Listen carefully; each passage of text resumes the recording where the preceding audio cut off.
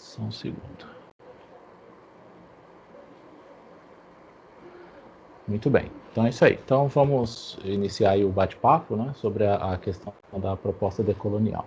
Bom, enquanto eu preparava esse material, pessoal, eu trocava umas mensagens aí com Moisés, Mariana, Diego e tal, né? E aí eu pensei, eu lembrei, né, o Guimarães Rosa tem um livro, né?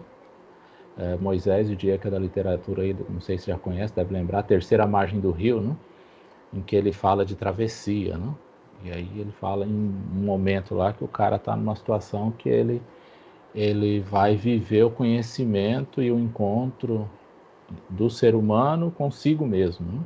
E isso vai envolver ajustes, mobilizações, redirecionamento e assim vai, né? Então, eu acho que, pelo menos no meu caso, essa travessia está começando a se concretizar aí com as leituras, né? E eu me lembro também na verdade eu li um texto da Luciano Balestrini, né, um provérbio africano que diz que enquanto os leões não tiverem os seus próprios historiadores, né, a história, né, da caça, ela continuará sendo feita e escrita pelos caçadores e glorificando o caçador, né? Porque o leão não tem a versão da história dele. Então eu achei bastante interessante esse provérbio, porque ele tem a ver com a proposta decolonial, né? A gente precisa pensar na história dos historiadores do leão, porque até agora a gente só teve as histórias do caçador, né? Então é isso. E aí a gente precisa definir primeiro, né, pensar primeiro aí no que nesses termos que a gente vai usar muito, né? Que é o colonialismo. O colonialismo é o processo de colonização. Quem está com o vídeo, com o microfone aberto aí. O colonialismo, né, que é esse processo de colonização que nós conhecemos bem, né, até pelos nossos livros de história, né? E a gente teve a descolonização, que é quando os países colonizados, né, as terras colonizadas começaram a ter a sua independência, a se libertar do jugo do colonizador, né? Essa foi uma outra etapa, mas mesmo passando por esse processo de desaparecimento ou de libertação da colônia, né, a colonialidade continua instalada, né? O que seria a colonialidade, né? Houve uma descolonização, um livramento do jugo físico, mas o jugo mental, a colonialidade mental continuou. E é exatamente a partir daí que surge o movimento, inicialmente o movimento descolonial, com S, né? Que era de rejeição total a absolutamente quase tudo que partisse, que viesse da colônia ou de colônias, de um modo geral, né? Mas depois os pesquisadores da área começaram a entender, e a Catherine Walsh que cita isso, e acho que o Mignolo também fala disso, né? Começaram a entender que o movimento deveria ser decolonial, ou seja, você está para se livrar, pode se livrar do jugo físico, você se livrou do jugo físico da colônia, quer se livrar do jugo da colonialidade mental, né, e outras, mas você pode construir a partir de um referencial já. Né? Ou seja, não é rejeitar totalmente, é ressignificar o diferencial. No começo eu coloquei aí uma imagem de uma caravela, depois eu coloco de novo, né? Mas eu ouvi um professor da Bahia usando mais ou menos essa metáfora, eu achei bem interessante, né? Que não é você demolir nem afundar a caravela, é você encontrar os pontos da caravela que você pode reconstruir, construir uma nova embarcação que seja capaz de navegar por diferentes mares, diferentes lugares, né? E o Eduardo Galeano fala disso também no livro dele, né? O livro dos abraços, ele também trata desse assunto, tá? É por aí que nós vamos, tá? Nessa introdução. Bom, vamos falar então, eu achei muito interessante, um dos textos que estava lá para vocês lerem, né? Eu espero que, se não deu tempo de ler, que vocês leiam, é um texto do Grossfogel, que fala sobre a estrutura do conhecimento, e ele fala de 4 genocídios e 4 epistemicídios, né? É um texto muito interessante do Ramon Grossfogel, e eu resolvi começar por ele, porque ele traz um percurso histórico muito interessante. Primeiro, ele começa discutindo no texto que é uma injustiça cognitiva, o privilégio epistêmico dos homens ocidentais. E sempre que a gente estiver falando de Ocidente, na perspectiva decolonial, a gente está falando do norte global, né? Coincidentemente, em muitos aspectos, corresponde ao norte geográfico, mas não necessariamente ao norte geográfico, né? O mundo dividido em norte global e sul global, o sul abrangendo os colonizados, aqueles que são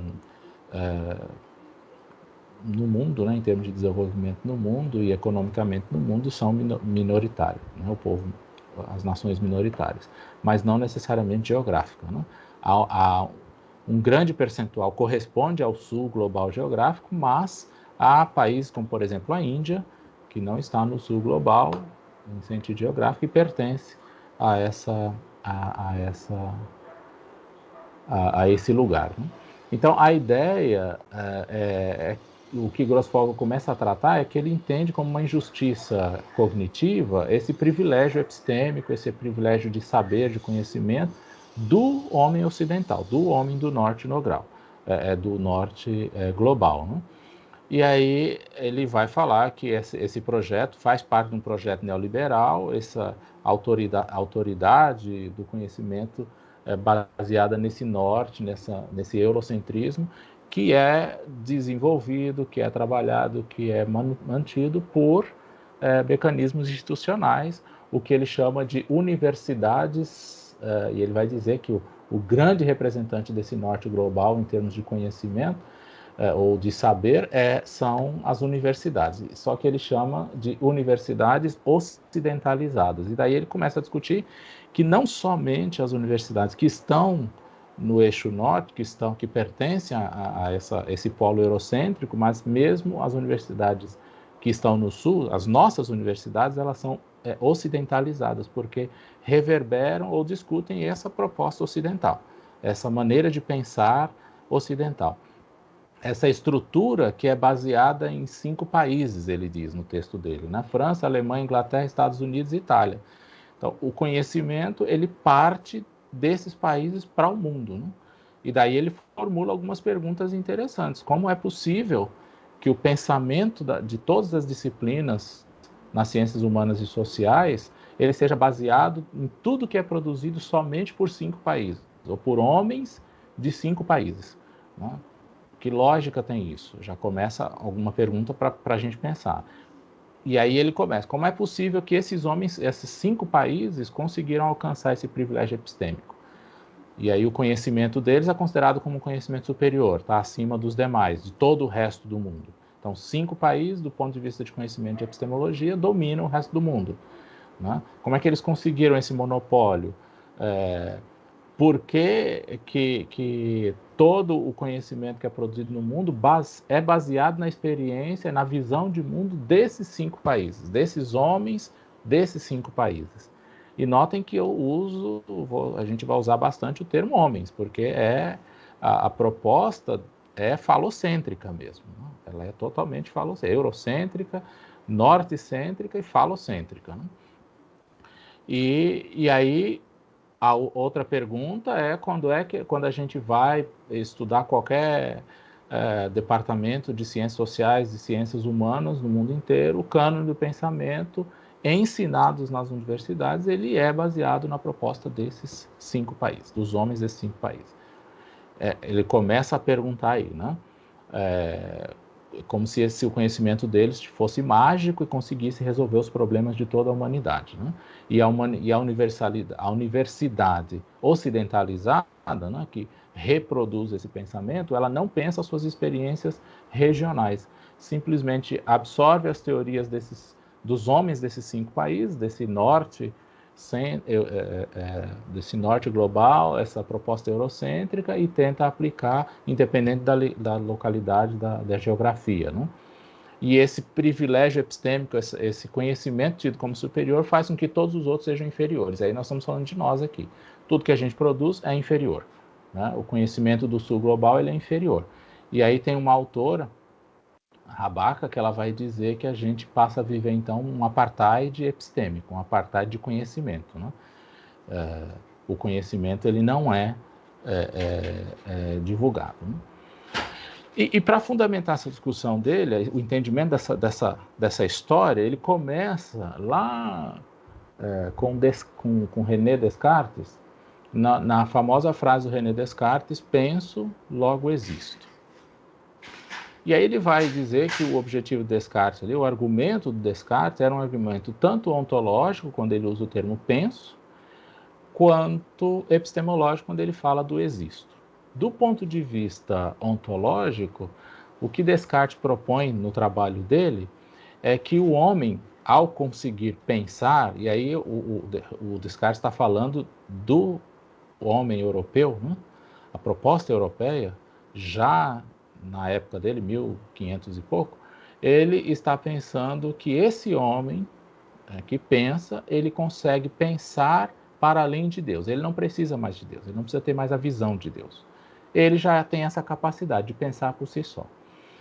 E aí ele constrói, com o existo, ele constrói um argumento epistemológico. Quer dizer, se o homem ele consegue pensar sozinho, sem Deus, esse homem também ele não precisa ser situado. O pensamento dele não precisa ser localizado. O pensamento dele ele pode se esparramar, e aí ele desenvolve no pensamento dele o que se chama de epistemologia do ponto zero. Ou seja, o pensamento desse homem europeu, a visão desse homem europeu que substitui qualquer relação com Deus, ou que ele é autossuficiente, ele é capaz de fazer com que esse pensamento dele seja estabelecido como o marco zero do planeta. Então, a partir dessa divisão, esse homem, ele pensa, logo existe, é um homem que ele é capaz de esparramar a sua visão para o resto do mundo sem depender de ninguém. E aí se estabelece essa geopolítica ou essa egopolítica cartesiana, que é extremamente tendenciosa, né? Esse universalismo idolátrico, né? Então, esse penso logo existo do Descartes, o Henrique Dussel vai dizer que depois ele vai se tornar o penso logo existo, né? Que é o ego cogito, ele vai se tornar o ego conquiro, né? Quer dizer, já que eu tenho capacidade de pensar e existir aqui, e a partir desse ponto zero eu posso sair para dominar, então o pensamento de Descartes ele vai estimular, vai oferecer o combustível para o homem que sai para conquistar, o ego conquiro, em latim, né? Então, já que eu penso, eu existo, eu sou capaz de conquistar. E aí ele sai para conquistar. E nessa proposta de conquista, a fusão, né? A conexão entre o homem que pensa, que se considera agora o centro, o ponto zero, e o homem que sai para conquistar, ele entende que para ele conseguir conquistar, ele precisa exterminar. Então, o pensamento desenvolvido por Descartes e os seus contemporâneos, ele fornece, então, o combustível para o processo de colonização. Então, eu penso, eu sou o ponto zero, eu posso sair para conquistar, e para conquistar, se necessário for, eu vou exterminar. E daí a gente já entende que a proposta de colonização, ela já parte desse pressuposto. Conquistar por exterminar. Conquista pela exterminação. E esse projeto, ele começa, obviamente, ele começa lá na Espanha, com o Império Espanhol, que era a potência à época, né? E esse Império Espanhol, ele vai dirigir os esforços dele. O primeiro movimento dele é contra os judeus e os muçulmanos, com a intenção de promover uma limpeza étnica, né? Uma limpeza étnica, que evidentemente envolvia o genocídio físico, a matança mesmo daqueles que não aderiram, e, lógico, uma limpeza epistêmica, né? Um epistemicídio, era o fim de todo o saber, de todo o conhecimento produzido pelos judeus e os muçulmanos à época, né? Então, eles começam a controlar, começam a vigiar, promover essa proposta de pureza, né? A partir do Império. O Império Espanhol que faz isso. Como o Império Espanhol era uma monarquia cristã, então o objetivo número 1 deles com os judeus espanhóis e os muçulmanos era religioso, era de unificação religiosa. Então, primeiro eles conseguem fazer isso, eles criam um sistema, e o texto ele trata disso, eles criam um sistema de unificar o povo judeu e muçulmano à proposta cristã da monarquia espanhola. Os judeus que não quiseram aderir a essa proposta, eles eram exterminados. Né? Eram exterminados. Muito bem. E esse racismo antissemita, né, espanhol, esse racismo religioso, que o texto ele vai falar que é o primeiro tipo de racismo, se não me engano é o Grossfogel que vai falar isso, né, que é o primeiro tipo de racismo, o racismo religioso, ele depois ele vai se reproduzir em outros aspectos. Depois da conquista e da cristianização dos judeus e dos muçulmanos, os espanhóis partem para as Américas, para os indígenas. E daí, Cristóvão Colombo, num dos seus diários, ele diz que quando ele chega nas Américas, um dos registros que ele faz é que as pessoas que ele encontra aqui, ele chama de gentes insecta, ou pessoas que não têm religião. Se eles não têm religião, a monarquia cristã espanhola entende que, por não ter religião, eles adoram um ou mais deuses que são errados. Deuses que a monarquia cristã espanhola considera errados, partindo do pressuposto de que todo ser humano deve ser religioso, deve adorar um Deus só, na perspectiva deles, né? E daí eles começam a olhar os indígenas como pessoas que adoram um Deus errado. Se não tem religião, ou se adoram um Deus errado, eles não são humanos, na perspectiva da monarquia ou dos conquistadores colombianos, né? Eles não são humanos, eles carecem de religiosidade, não são completamente humanos. Maldonado Torres vai falar isso, que eles não eram considerados humanos. E aí a lógica é, se você não tem uma religião, você não tem Deus. Se você não tem Deus, você não tem uma alma. Se você não tem uma alma, você não é um humano, você é um animal. Essa foi a proposta inicial, né, do racismo religioso implementado nesse sistema mundo construído à época. Né?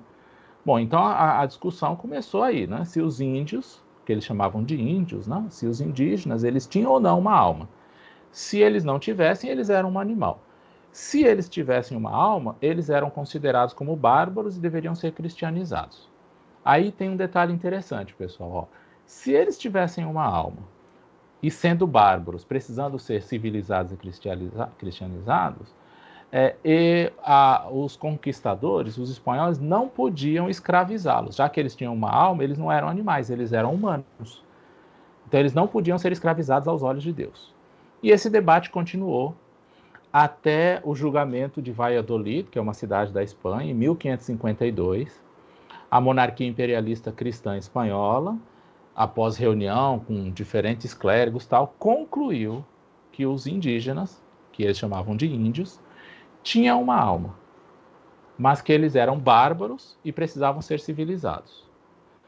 E a implicação direta é, já que eles tinham uma alma, eles não podiam ser escravizados. Aos olhos de Deus, a escravizá-los seria um pecado. Então, eles conquistaram, exterminaram o que precisou ser exterminado, os demais iriam sofrer um outro tipo de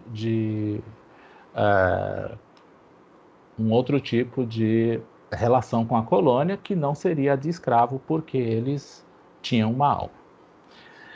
Daí, esse debate, olha só que curioso isso, esse debate fez com que, bom, já que nós conquistamos, nós temos uma terra para ser explorada e nós não podemos escravizar os nativos, os indígenas locais, nós precisamos de gente para trabalhar.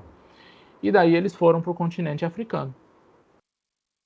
Chegando no continente africano, o debate do século XVI continuou, né? Agora voltado para os africanos. Né? Se eles eram humanos ou se eles eram animais. Com o encontro, né, com os povos africanos naquela época, eles aplicaram o mesmo princípio, isso nós estamos falando de 1500 e qualquer coisa, eles aplicaram o mesmo princípio de 1552 no julgamento de Valladolid. Né? Eles entenderam que os africanos não tinham alma. Portanto, eles eram animais. Logo, eles poderiam ser escravizados. E é aí que começa o processo de sequestro dos africanos, né? e o processo de escravização dos africanos pelos anos à frente. Tá? Eles começam nesse momento. Então a lógica foi essa, né? No caso dos judeus e muçulmanos, o raciocínio era racismo religioso, antissemita. Quando eles se voltaram para os indígenas, concluíram que os indígenas não tinham uma alma, mas que eles precisavam ser cristianizados, deixar de ser bárbaros, mas não podiam ser escravizados. Para suprir essa mão de obra que as colônias necessitavam, que os colonizadores necessitaram, foram para a África, aplicaram a mesma lógica e entenderam que os africanos eram animais porque não tinham alma, portanto poderiam ser escravizados. Aí começa esse período de sequestro massivo dos africanos. E aí foi o ponto que eu fiquei hoje de manhã, né, Moisés? Eu arrumei, mandei uma treta para a Mariana e para o Diego, né? Que o Stuart Hall, ele chama de diáspora. Ele não, ele e vários, né? Dizem que os africanos, o processo pelo qual os africanos foram submetidos foi um processo diaspórico. E eu discordo em gênero, número igual e tudo mais com o Stuart Hall. O que os africanos sofreram não foi um processo diaspórico, porque a diáspora, ela é um processo de migração, é um fluxo, e é um fluxo forçado, mas é um fluxo forçado por questões de sobrevivência, por razões políticas ou religiosas. Então as pessoas são obrigadas a sair do seu lugar para poder sobreviver. Foi o que aconteceu com os judeus, por exemplo, que tiveram que se esparramar pelo mundo para sobreviver à monarquia cristã espanhola. Os que quiseram, né? Os que conseguiram fazer isso. Hoje a gente tem o caso dos sírios libaneses, que os sírios, por razões políticas, eles têm que sair do seu país para poder sobreviver, por causa da guerra, né? Então isso é um processo diaspórico. O mesmo acontece com os venezuelanos, por exemplo, para escapar da miséria do seu país e da fome, eles precisam sair aos montes do seu país. Isso é um processo diaspórico. E no meu entendimento, eu acho que Hall e todos os que dizem que os africanos passaram um processo diaspórico, para mim está equivocado, porque os africanos, eles foram forçados a sair, mas não foi por questões de sobrevivência nem por questões políticas ou religiosas. Eles foram sequestrados, eles foram arrancados da terra deles, né? Contra a vontade deles, eles não tiveram nenhuma alternativa, porque mesmo quando há algum tipo de desequilíbrio social, político, econômico, ainda é uma opção da pessoa continuar ou não. Um exemplo disso são os venezuelanos. Os que decidem ficar, eles estão dispostos a arcar, a pagar o preço da sua decisão. Os africanos não tiveram isso. O que os africanos sofreram foi um processo de sequestro mesmo. Arrancados da sua terra, e aí o resto da história a gente conhece. Foi nesse ponto que eu disse que eu não concordo com essa proposta de diáspora africana. Né? Bom, mas voltando aqui para nossa lógica aqui, né? E daí essa mentalidade do século XVI, né? Que passa pela animalidade do outro, né? A animalidade do africano, né? Justificou o sequestro desses africanos para a acumulação capitalista dos colonizadores. Né? Então, o racismo. E daí, no caso dos africanos, quando eles chegam, saem, são arrancados da sua terra, né? O racismo ele deixa de ser um racismo religioso, antissemita, para um antissemitismo racial. Né? O processo é racial agora, e a gente conhece toda a história do racismo pela cor, e no caso dos africanos. Né? Só que os judeus, os muçulmanos, os indígenas, os africanos sofreram não só um genocídio enquanto povo, fisicamente, mas também epistemologicamente. Do ponto de vista epistemológico, eles passaram por um processo de epistemicídio. No caso dos judeus e muçulmanos, dezenas de bibliotecas foram queimadas. No caso dos indígenas, todo o conhecimento deles também foi destruído, todo o registro que eles tinham foi destruído.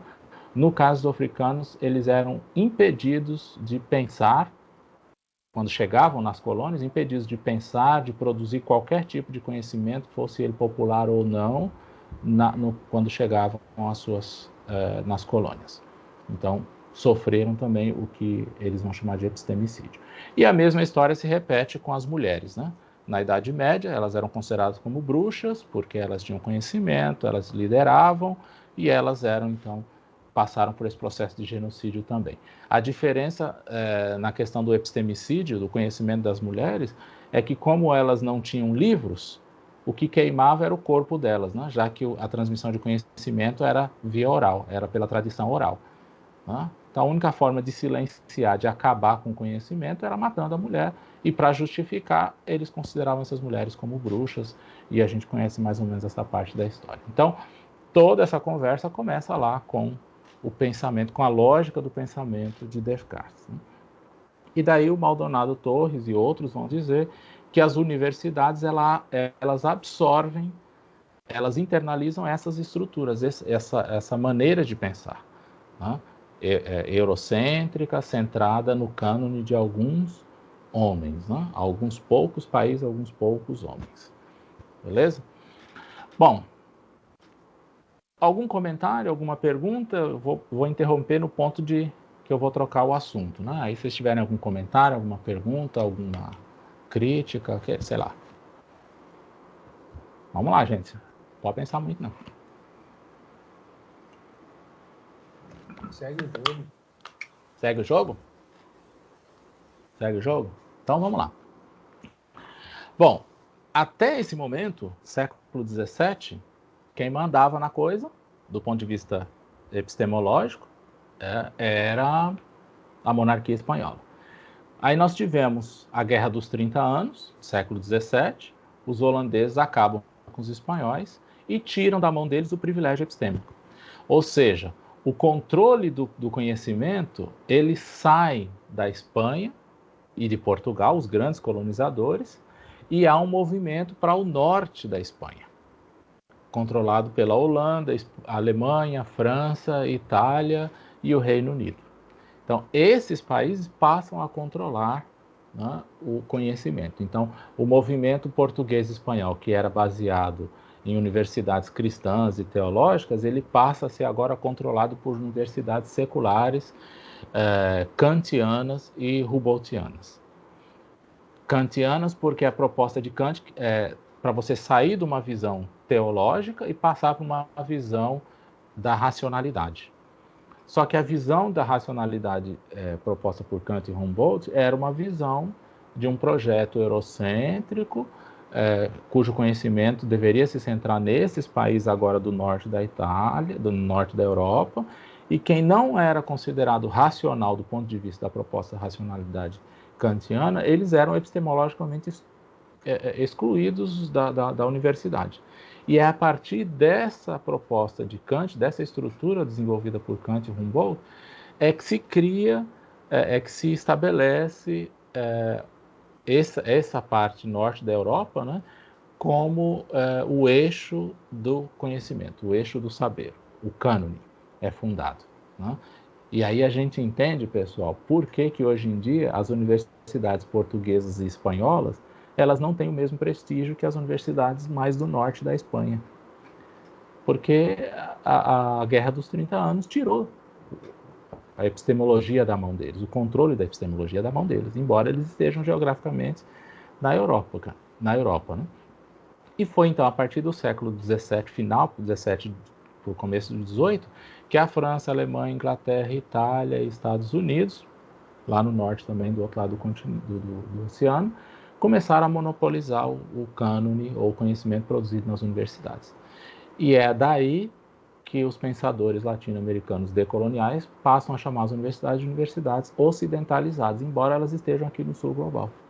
Porque elas começam a pensar, né, a reproduzir o cânone.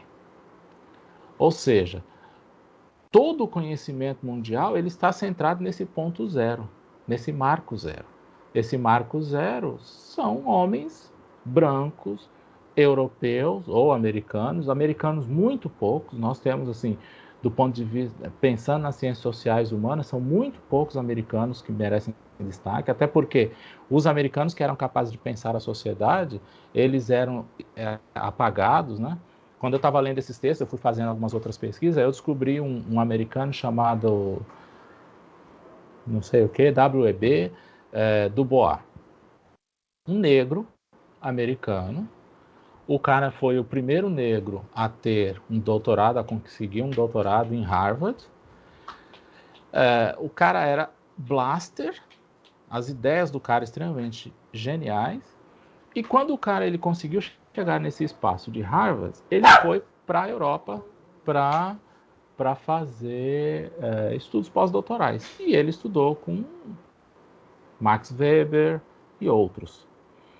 E o pensamento de Max Weber, tem até um historiador, o Paul Morris, se não me engano o nome, ele diz que o pensamento de Max Weber, ele se consolidou e foi formatado a partir das ideias de Debois, com quem ele teve contato durante alguns anos. Só que Debois era negro e pertencia a um lado do norte, que era os Estados Unidos, que ainda não gozava do prestígio do cânone. Então, o que a proposta de sociologia de Max Weber, ela é em grande parte baseada nas ideias de Debois, que foi silenciado, foi apagado. Né? O mesmo acontece com outros. Né? A gente tem, por exemplo, eu comentava hoje de manhã no bate-papo com Moisés, né? Um dos sociólogos que influenciaram o trabalho, a transição do trabalho de Foucault, foi o Fernando Henrique Cardoso, que, embora fosse homem, aí a falocentria, fosse branco, mas ele não pertencia geograficamente aonde estava, onde era esse ponto zero do conhecimento, do saber. Então, Foucault nunca deu crédito ao trabalho dele, às discussões que tiveram, ao período em que eles conviveram e trabalharam juntos. Né? A mesma coisa aconteceu com Pierre Bourdieu, que foi influenciado por pesquisadores do sul global, por assim dizer, mas que não reconheceu isso. Porque o ponto zero, iniciado lá no movimento da cartesiano de Descartes, o ponto zero era a Europa. Era o norte da Europa, esses países da Europa. Depois dos Estados Unidos ele entrou, mas os Estados Unidos não é esse produtor do cânone. Ele está por uma questão mais de conveniência econômica do que por produção de saber e conhecimento mesmo. Né? Isso é um negócio muito interessante. E a partir daí, todo o conhecimento produzido no mundo, fora desses 5 países, ou fora desse cânone, desse eixo, ele é considerado como secundário, periférico, irrelevante, muitas vezes inútil, né? Porque ele não consegue alcançar. E aí a gente inclui também, agora vamos lá, a gente pode incluir também pensadores como Bakhtin e o Círculo. A gente pode incluir Foucault, a gente pode incluir Derrida, a gente pode incluir todos esses pensadores, pessoal, que a gente bebe na fonte deles. E aí a proposta decolonial começa a questionar isso. Ora, se nós produzimos conhecimento, por que a nossa proposta de conhecimento aqui no sul global, ela precisa reproduzir o que é produzido, o que esses homens, né, produzem? Por que a gente não desenvolve uma proposta bakhtiniana brasileira? Por que a gente não pensa numa proposta Foucaultiana brasileira ou latina? Por que a gente não relê esses caras, não ressignifica esses caras segundo as nossas necessidades? Quando eu comecei a ler isso, aí eu comecei a pirar o cabeção. Porque começou a fazer um monte de sentido para mim. Uma das coisas que começou a fazer sentido para mim, que é uma coisa que eu discuto muito lá na Unifesp, lá numa disciplina que eu estou junto com o pessoal lá, né? É o porquê que as nossas pesquisas em educação, em linguística aplicada, em outros campos no Brasil, elas não conseguem atingir minimamente o efeito pretendido pelos pesquisadores. Por quê? E aí eu posso falar isso com um pouco de propriedade, porque eu fiquei 10 anos fora da educação, 10 anos. E quando eu voltei para a educação, as pesquisas continuam sendo sobre temáticas muito parecidas, com uma variação ou outra. Mas mesmo essas novas variações, elas não conseguem produzir o efeito que se advoga, que se arrota no referencial teórico.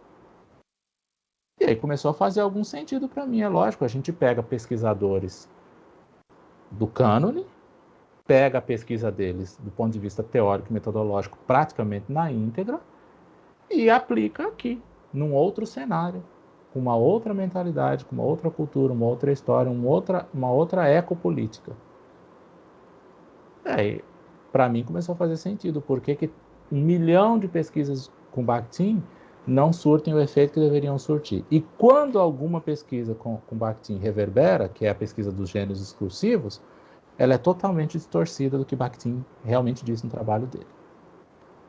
Então, a leitura é uma leitura outra. O mesmo acontece com o trabalho de Foucault, o mesmo acontece com o trabalho de Derrida. Né? As pessoas não entendem conceitos básicos de Derrida como desconstrução. Uma proposta simples de Derrida. Né? Difícil de entender no começo, mas depois você entende, não tem nenhuma novidade. Né? Aí eu fui fuçar de novo para descobrir o porquê. E aí eu comecei a entender. Né? Primeiro que a gente tem, esse período todo que a gente viveu, pós-iluminista, a gente tem esse período todo que eu descrevi para vocês aqui é a chamada modernidade, né? Quando se constitui o sistema mundo moderno capitalista, de ganho, metade da Idade Média para cá. Né? E isso é conquistado a partir de relações de poder, relações totalmente assimétricas, de subalternização, de subjetificação, de objetificação dos povos conquistados e por aí vai. Né? Daí a gente chega no mundo, na década de 70, com os estudos subalternos. Aí a gente fala, pô, a gente tem o Goa, Spivak, Baba e outros, né? Fala, meu, os caras agora vão arrebentar, né? Porque eles vão fazer uma crítica a esse eurocentrismo, né? A dinâmica do colonialismo. Os caras eles têm uma tendência ao pós-modernismo, ao pós-estruturalismo, né? Estão concentrados nos discursos de dominação, né? Os estudos subalternos na década de 70. Seguido pelos estudos pós-coloniais. Aí os estudos pós-coloniais também, né? Eles vão se concentrar na intelectualidade periférica, no discurso dominante. Só que as pessoas que estão à frente dos estudos subalternos e dos estudos pós-coloniais são homens que pertencem, que estão geograficamente situados no cânone. Ou seja, os trabalhos deles, a matriz teórica deles é baseada no cânone ocidental. Né? Então aí é a hora que quando a gente vai ter o Derrida lá do lugar geográfico dele falando sobre o Sul. A gente vai ter o Stuart Hall falando sobre o Sul. A gente vai ser o próprio Frantz Fanon falando sobre o Sul. Né? O Said falando sobre o Sul. O Foucault falando sobre o Sul. Mas eles estão num lugar privilegiado. E aí a gente lembra de Djamila Ribeiro, aquele livro dela, Lugar de Fala, um livro bem legal para ler, né? Que ela diz isso, que embora você seja negro, para você falar da condição do negro, você tem que viver a condição do negro, para você dizer que você está no lugar de fala do negro. Né? Você tem que viver. Acho que o Gabriel entende muito bem isso, que a minha percepção, né, Gabriel, é que embora o Gabriel, com toda a experiência como intérprete de Libras, ele nunca vai conseguir viver a plenitude o que é ser um surdo. Ele nunca vai ocupar esse lugar de fala na sua integralidade. Né? Nunca vai conseguir ocupar. Então, a mesma coisa. O Fanon, Said, Stuart Hall, Baba, Derrida, Foucault, Pierre Bourdieu, todos eles estavam ancorados na proposta pró-estruturalista e pró-modernista francesa, hegemônica, epistemicamente eurocêntrica, né? Influenciada pelas propostas de Foucault, pelas propostas de Jean-François Lyotard e tantos outros. E tantos outros que a gente tem no norte.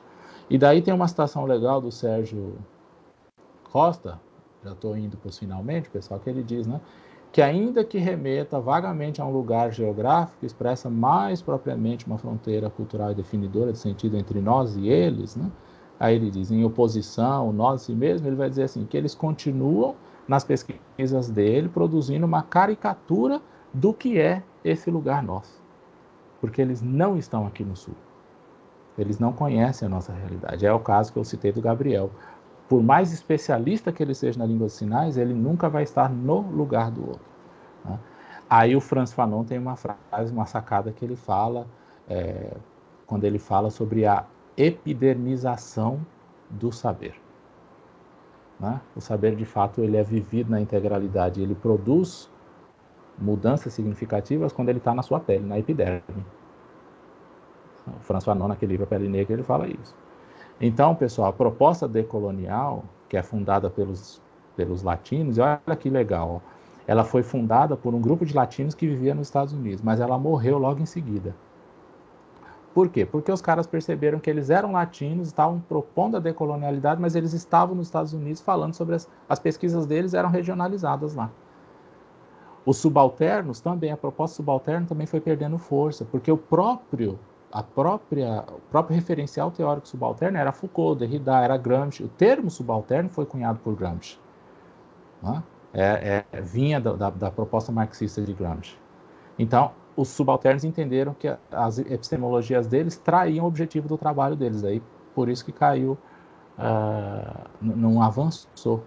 Então, a proposta dos estudos decoloniais é exatamente essa. Não é você desconstruir, né, destruir, rejeitar toda essa epistemologia cânone. Não é isso. Mas é valorizar a epistemologia que é promovida aqui no sul global. O que nós temos de condições de produzir. E aí tem uma coisa que eu achei muito legal num dos textos que eu li, que eles falam, né? Que uma das grandes influências emocionais produzidas por esse ponto zero, por essa proposta epistêmica cânone falocêntrica, é nos impedir de ter confiança nas nossas pesquisas, na nossa capacidade intelectual. E aí, galera, vem a pergunta do Rubens para mim. Não é isso que a gente sente? A gente não se acha capaz de produzir. A gente acha que o que a gente produz, que a gente lê, que a gente estuda, que a gente fala, não tem relevância, não vai ter reverberação na academia, ninguém vai nos escutar, eu não tenho segurança no que eu faço. E aí a proposta decolonial vem dizer exatamente o contrário. Né? E aquele livro da Viviane Rezende, que a gente vai estudar vai mexer com ele só em agosto, mas ela tem um texto que ela fala isso, ela fala, chega, meu, a gente já tem capacidade aqui. E aí todo o livro, eu comentava hoje cedo com Moisés, eu tive uma curiosidade. Todos os capítulos, 70% das referências dos capítulos são de latinos, pesquisadores latinos. 70%. Ou seja, eles conseguiram produzir uma obra que fala sobre decolonização com um referencial teórico riquíssimo, produzido aqui, sem precisar ficar o tempo todo pedindo bênção de lá. Essa é a proposta decolonial. Essa é a proposta. Não é a gente abandonar o Bakhtin, mas é fazer um Bakhtin brasileiro. Não é a gente abandonar um Foucault, mas é fazer um Foucault brasileiro. Não é abandonar um Fairclough, Van Dyck, o Halliday, quem quer que seja, né? Mas é fazer a brasileira, ou a latina. Essa é a ideia. A gente vai ter que ter coragem de fazer isso. Então, a grande briga que a gente, como Giel, vai entrar é essa, né? Se a gente está a fim de entrar nesse caminho, é preparar para comprar briga. Quem me conhece sabe que eu fico correndo, eu fico procurando briga, né? Esse tipo de briga eu fico procurando, né? Bom, aí para fechar toda essa questão aqui, eles falam que a colonialidade, ela é sustentada em 3 eixos, que é a colonialidade do saber, colonialidade, primeiro, do poder, do saber e do ser. Quem vai falar disso aí é Moisésão. Nós dividimos assim. Eu ia dar essa parte histórica, Moisés fala sobre como é que os caras colonizam a nossa mente hoje em dia. Segue o barco aí, negão. Não tem nenhuma pergunta ainda, pessoal? Vai deixar só pro final? Eu tenho, Rubão. Eu tenho. Mariana também. Fala aí, solta aí, filho. Vai lá, Mariana. Nossa fala tua, Rubens, me fez coincidiu muito com uma fala que eu ouvi essa semana do Boaventura de Souza Santos, que ele falava um pouco numa disciplina de História da Educação. E ele abordou essa situação quando ele citou Paulo Freire, né? Paulo Freire, na década passada, ele já revolucionou uma pedagogia completamente contextualizada para uma população que não tinha acesso àquele tipo de informação e de instrução e de formação. Mas, porém, ele começou a ser reconhecido primeiro lá fora por tudo que ele fez aqui, né? Ou seja, os textos deles foram publicados em inglês, primeiro lá fora, depois aqui no Brasil. Tanto é que tem gente que lê Paulo Freire lá e acha que é autor, que lê Paulo Freire no Brasil e acha que é autor traduzido de alguma língua inglesa, de alguma língua estrangeira, de alguma academia, né? Tem gente que às vezes não tem essa noção de informação. Ou seja, para ilustrar isso mesmo, às vezes a falta, não sei se é de confiança ou de informação, porque nós temos grandes pensadores, nós temos grandes atuantes que conseguem contextualizar isso, qualquer, né, esse tipo de teoria ou de prática, em qualquer âmbito, educação, direito, política, enfim. Só que não é reconhecido. A minha questão é essa: por que não é reconhecido? O cara que é mais citado no mundo inteiro, num dos tópicos que faz parte de qualquer base política mundial, que é a educação, de qualquer pasta, né, uma das principais pastas políticas mundiais, ele é o mais referenciado, mais falado, e não é assim, né? Eu vou deixar, Mariana, o Moisés jogar a resposta à tua pergunta com mais propriedade quando ele for falar das 3 colonialidades. Mas a Milton Santos, que o Diego está citando, é outro exemplo, né? Agora, pensa o seguinte: nós aqui, pelo menos há uns 10 anos, a gente ouve falar desse reconhecimento de Paulo Freire. Só que a nossa a falta de segurança e confiança na nossa epistemologia, essa não libertação do jugo eurocêntrico, faz com que ninguém tenha coragem de assumir Paulo Freire como um referencial teórico único. Você vê teses inteiras sobre Bakhtin, vê teses inteiras sobre Foucault, você vê teses inteiras sobre Fairclough, mas ninguém assume uma tese inteira sobre... ninguém desenvolveu ainda o pensamento freiriano aqui no Brasil, ou na América Latina. A gente faz análise lindas, linguisticamente falando, a partir dessas pessoas que a gente conhece. Mas ninguém desenvolveu um referencial metodológico, teórico, analítico a partir do pensamento de Paulo Freire. Então, é essa colonialidade que o Moisés vai discutir aqui agora, né? A nossa mente é colonializada. Totalmente colonializada. Falta confiança, falta a gente ter certeza que não, eu não vou mais usar o Bakhtin. Eu vou usar Paulo Freire, se eu estou falando de educação. Eu não vou mais usar, se eu estou falando de discriminação e de inclusão, eu não vou usar as pessoas de fora, eu vou usar Paulo Freire. Então, Paulo Freire é um grande exemplo dessa questão que o Moisés vai destacar, depois ele vai ampliar aqui, na questão da colonialidade. Né? Moisés, você ia fazer uma pergunta? Na verdade, não é nem uma pergunta, bom. Assim, destacar isso que você falou, que é belíssimo. Não estou conseguindo ouvir o Moisés, pessoal. Não sei se vocês Um pouquinho, para mim tá bom. Para mim tá baixo. Moisés. Vocês estão me ouvindo agora? Bem baixinho, mas Vou tentar. E agora, gente? Nada? Não, estamos ouvindo, mas está baixo.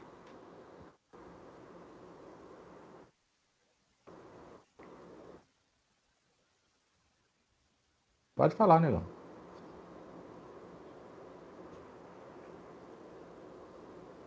Pode falar, camarada, mas está bem baixinho. Pode falar. Não, é destacar a sua fala, belíssima. Você contextualizou o texto. Eu li até uma parte, porque eu fiquei mais preso ao Quirrano.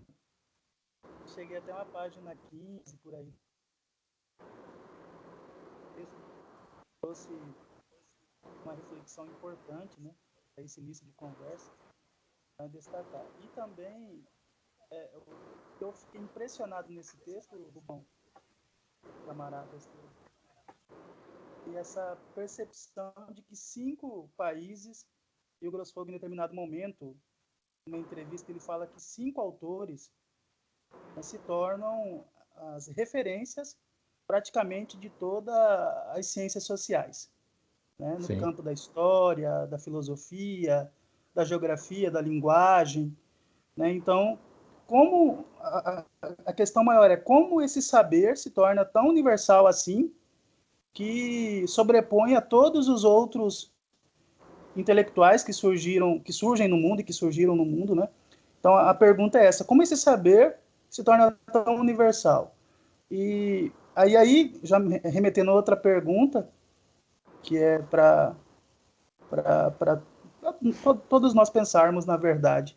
Será que a universidade, será que as instituições de ensino, né, não reproduzem esse saber, não só na questão de uma grade curricular, de trazer esses autores, mas também na própria estrutura, né? Por exemplo, o texto dissertativo ou o artigo que a gente produz, ele basicamente ele tem essa estrutura de você ter que citar alguém, de você ter que, da sua voz, ter segurança a partir de alguém que já falou sobre isso, que já pesquisou isso. Então, eu acredito que é uma estrutura toda, né, que se constituiu no saber, nas universidades de uma forma geral, e que permitiram, e que permitem isso até hoje, né? E que por isso, Mari, Paulo Freire, né, ou os autores que a gente conhece, que têm grande competência, não são citados, porque a gente fica preso a uma estrutura que já é imposta, que já é colocada, né, nas universidades, nas instituições de ensino, na própria produção acadêmica que a gente faz, né? Eu estava pensando no Derrida, e aí não sendo falocêntrico nem eurocêntrico, mas o Derrida no Introdução à Filosofia, se não me engano, a Filosofia da Margem, ele busca reescrever o próprio fazer filosófico, né? Então ele escreve na margem, ele não escreve de maneira como sempre se escreveu, utilizando a página em branco A4, e aí você escreve daquela forma tradicional, você tenta romper essa forma. Talvez o sistema também da própria escrita, né, acadêmica influencie tudo isso. Não só as grades curriculares, mas também a estrutura que se constituiu ao longo desses anos, né? A Viviane Rezende, naquele livro dela, né, que eu já estou antecipando aqui, ela tem uma hora que ela fala assim, né? Que nós somos extremamente competentes no domínio e na aplicação de teorias e métodos eurocêntricos, que vem acompanhada de pouca confiança na validade das nossas ideias, que a gente sempre precisa validar e legitimar pelo pensamento desses autores. É exatamente isso que acontece. A gente tem que ficar pedindo o tempo todo bênção. Aí, assim, ela fala assim, quantas vezes a gente já não assistiu defesa, dissertação e tese, em que invariavelmente alguém na banca diz para o postulante, né, para o mestrando, para o doutorando, né, você precisa beber direto da fonte. E aí te leva para esse ponto zero cartesiano, né, que a fonte é eurocêntrica, é fálica, é falocêntrica, é baseada em 5 países e, como você mesmo disse, a partir do Grossfogel, 5 homens. Basicamente, você tem que beber dessa fonte, como se toda a fonte, tudo que a gente produz aqui, não tivesse nenhuma utilidade, nenhuma teoria. Aí ela vai sugerir, Moisés, que a gente precisa abdicar dessa territorialidade que não é nossa. Esse espaço geográfico não é nosso. Né? A gente precisa parar com essa ingenuidade de achar que as teorias eurocêntricas, elas são universais. Elas resolvem todos os problemas. Você pega a minha tese de doutorado e a minha dissertação de mestrado, eu só cito esses caras. Você pega da Mariana, ela cita os caras aos montes. Pega do Gaspari, ele cita os caras aos montes. E todas as outras dissertações e teses são assim, a gente fica pedindo bênção para esses caras. Não que a gente tenha que rejeitar. Não, mas a gente precisa repensar. O que a gente está fazendo com o nosso conhecimento? E aí eu volto sempre na questão que eu levanto toda sexta-feira lá na Unifesp, né? Será que não é isso que está atrapalhando o nosso fazer? Tá? A minha hipótese é sim. Tá? Eu acho que essa proposta eurocentrada, ela atrapalha. A Laura Pardo, ela vai perguntar, Moisés, sobre a escrita, né? Ela fala assim, por que eu não posso escrever em português ou em espanhol para a América Latina? Para minha pesquisa ser validada, só é validado se escrever em inglês. Por quê? Quem foi que disse que para minha pesquisa ser validada, os meus pares têm que ser os deuses do Olimpo para validar a minha pesquisa? Aí ela fala que vem exatamente dessa ideia de que qualquer conhecimento que não seja falocentricamente, eurocentricamente, a partir do ponto zero validado, esse conhecimento ele é periférico, ele é inútil, ele é descartável. como diz o Diego, porrada, galera. Porrada. Aí você sabe o que o Mignolo fala num dos textos dele? Que a gente vive uma colonialidade doméstica. Nós estamos agora criando uma colonialidade doméstica. Ou seja, Gabriel, na tese de doutorado dele, se ele não falar de governamentalidade a partir de Foucault, não tem validade, não é legítima a discussão dele. Mesmo que ele tenha uma orientadora de doutorado que faz uma pesquisa brilhante sobre isso, uma orientadora de mestrado e outros colegas doutorandos com ele que tenham trabalhos brilhantes sobre esse nome aí, que eu nunca consigo, hein, Gabriel? Ele tem que referenciar, o coração da pesquisa dele tem que ser Foucault, não pode ser outro. Agora, quem fez uma pesquisa sobre governança, sei lá o quê, centrada na necessidade brasileira, na realidade brasileira, foi a Vanessa Martins, a orientadora do Moisés. Foi o Cristiano Reis. Não foi Foucault que veio aqui fazer essa pesquisa. Então eu não tenho mais que citar Foucault, eu tenho que citar o Cristiano Reis, tenho que citar a Vanessa Martins, e daqui a pouco eu vou citar o Gabriel. É isso que os caras falam. E dessa colonialidade doméstica que a gente vive, né? Porrada, galera, porrada. Fala, Gasperin. Vocês conseguem me ouvir bem? Perfeito. Eu não vim aqui para ajudar, não, eu vim para atrapalhar, tá? Então, a questão que eu queria assim, trazer também, né, para ajudar nesse ponto. Cortou? Eu tenho esses estudos. Tá cortando, Gasperin. Pessoal. Tá cortando. Acho que eu vou tirar o fone, então. Tá cortando? Agora melhorou. Será que não é os vídeos que estão fazendo travar? Melhorou? Não é a internet do Gasperin mesmo. Oi? Pode falar, Gasperin. Tira pode o fone ser desligar a câmera também, na dúvida. Pode ser. Então tá. Eu estava dizendo, então, que assim, né, para ajudar a dificultar, né, porque já estava difícil, só para a gente pensar, né, porque a gente está discutindo também essa questão, né, da decolonialidade, pensando em algumas estruturas, que, pelo menos na minha compreensão hoje, elas são muito mais visíveis. Então, por exemplo, está mais visível para a gente hoje, né, a problemática e a questão do enfrentamento, né, de autores brancos tentando se aproximar do lugar epistemológico aí de pessoas negras. Então, eu estou querendo dizer o seguinte, que algumas estruturas são mais visíveis, a gente tem enfrentado, né, e até dialogado também por meio dessas teorias. Só que o que eu espero também, por meio coloniais, é fazer com que outras estruturas de poder também emerjam. Deu para entender até aí? Sim. Aí, deixa eu tentar ilustrar o que eu estou querendo dizer, né? O Rubens está bem familiarizado com a minha tese, ele participou da banca, então eu trabalho com pessoas em situação de deficiência e as suas interseccionalidades também, né? Ser uma pessoa em situação de deficiência, ser mulher, ser negra e por aí vai. E aí, quando a gente pensa, né, como é que essas pessoas continuam sendo faladas, mas não são falantes, eu fico pensando, eu coloquei isso lá até como limitação da tese, que é uma coisa que eu queria muito poder fazer no futuro, e a partir da decolonialidade conseguir fazer isso, que é trazer essa estrutura de poder que muitas vezes não está em voga, que não está tão explícita aí para ser discutida, problematizada, enfrentada. E são poucas pessoas, por exemplo, Branding, a gente está falando do Éder Camargo, né, que é um professor de física cego, no início da reunião aqui hoje, são poucos que conseguem ter esse lugar de fala. Então, nós ainda temos algumas estruturas que ainda nem são pensadas do ponto de vista desse lugar de fala, do ponto de vista da invisibilidade. Então, assim, esse é um dos meus anseios, né, dos meus incômodos aí também, com relação aos estudos decoloniais. Para entender o que eu quis dizer, pessoal? Sim. Se eu entendi, Gaspar, o que você quer dizer aí eu refaço uma outra pergunta. Até quando a gente vai continuar vivendo à sombra de outros?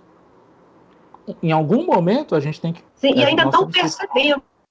A gente precisa produzir a nossa visibilidade. Porque essa proposta eurocêntrica não vai dar visibilidade para quem não se encaixa no perfil do cânone. Ponto. É isso que tem acontecido há séculos. Então, em algum momento, eu preciso encontrar uma fissura no casco da caravela para eu produzir a minha visibilidade. É isso que alguns pesquisadores têm feito já, né? É isso que, por exemplo, há um preço altíssimo. Gloria Anzaldúa, por exemplo, no México, ela fez. Pagou um preço alto, mas ela fez. E está aí para ser referência agora como uma pesquisadora de fronteira. Né? É isso que pesquisadores na América Latina têm feito. É isso que a Viviane Rezende está fazendo aqui, que a Laura Parra está fazendo na Argentina.